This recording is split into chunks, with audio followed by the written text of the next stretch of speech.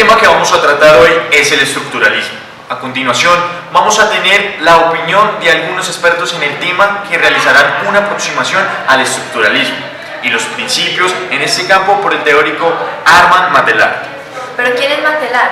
A continuación, nuestra invitada Adriana nos dará datos biográficos de este teórico. Armand Matelar es un sociólogo belga, nacido en 1936.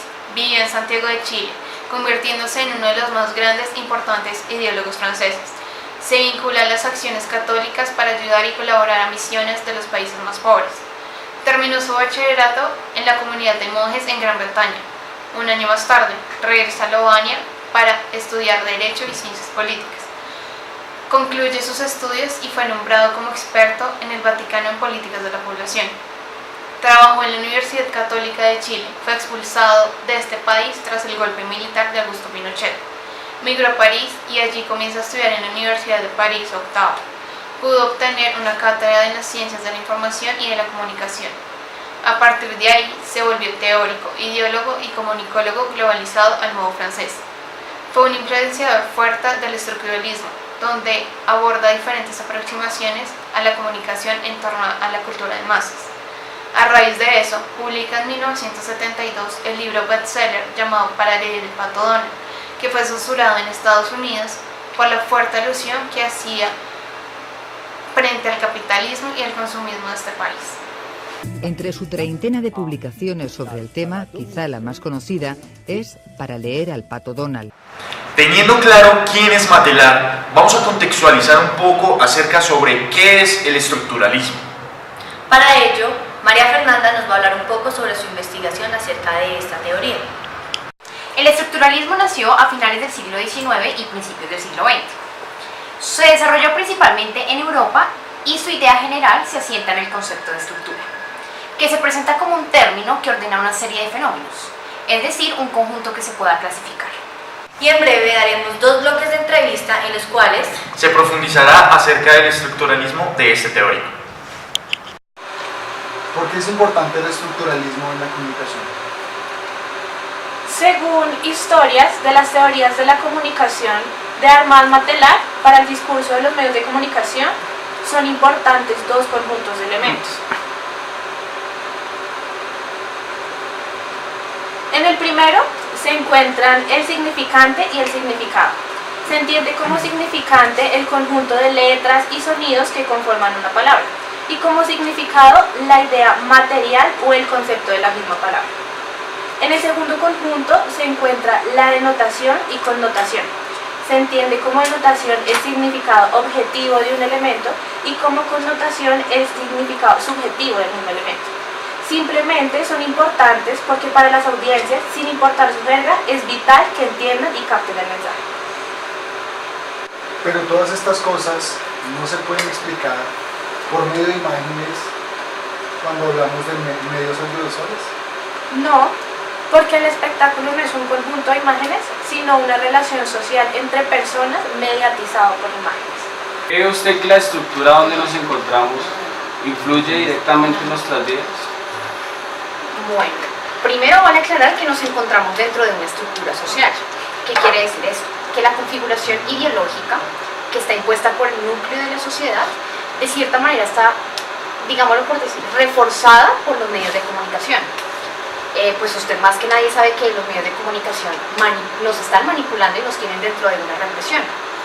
Y bueno, respondiendo un poco más exacta a su pregunta, sí, repercute en nuestro diario vivir. Usted dice que los medios nos manipulan. ¿De qué forma o de qué manera nos están manipulando? Bueno, para nadie es un secreto que los medios de comunicación manejan el mundo.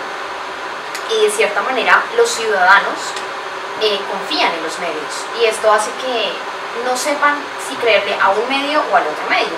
Y no saben tampoco, por decirlo así, como con certeza si lo que están diciendo es verdad o falso.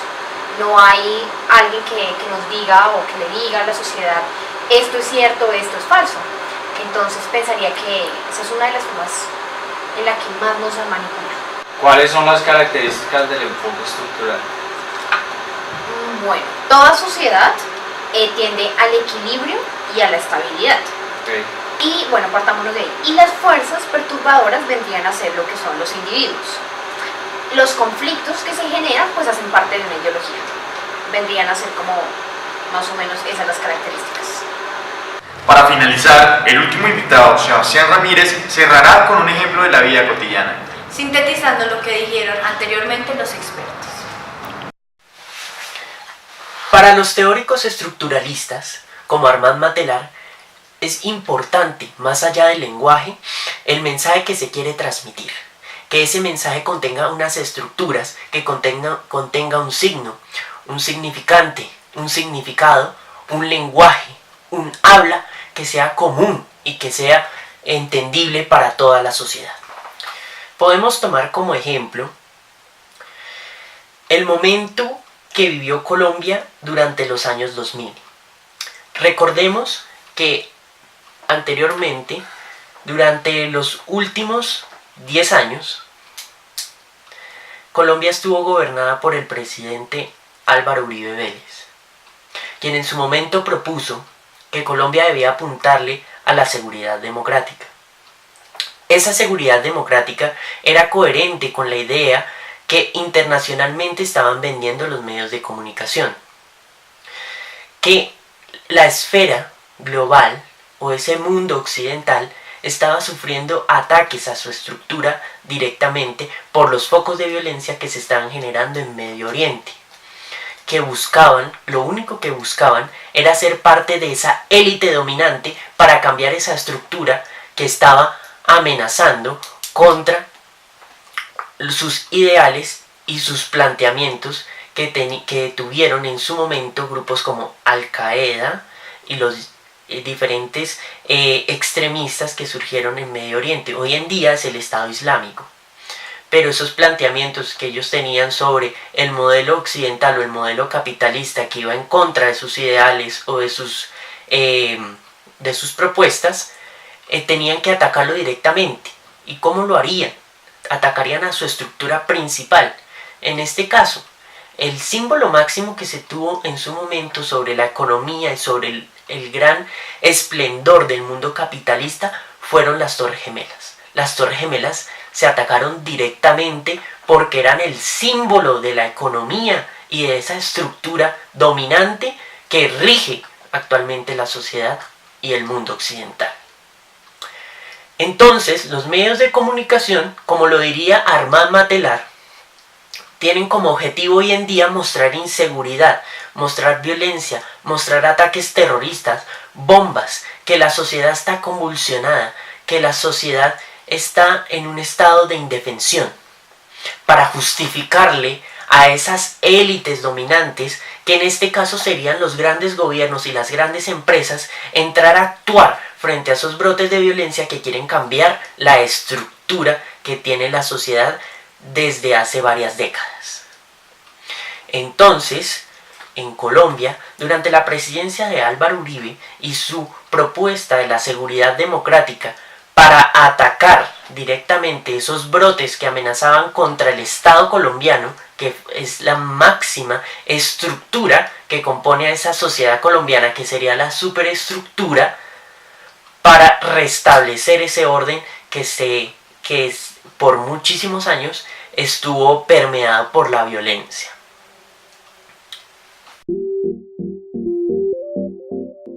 ¿Por qué es importante el estructuralismo en la comunicación? Según historias de las teorías de la comunicación de Armand Matelar, para el discurso de los medios de comunicación son importantes dos conjuntos de elementos. No. ¿Cree usted que la estructura donde nos encontramos? ¿Qué pasó? El tema que vamos a tratar hoy es el estructuralismo. A continuación, tendremos la opinión de varios expertos que realizarán una aproximación al estructuralismo y los principios en este campo por el teórico Armand Matelar. Pero, ¿quién es Armand Matelar? Nuestra invitada Adriana nos hablará sobre No, es que no, se me traba la lengua. No, es que no, se me traba la lengua.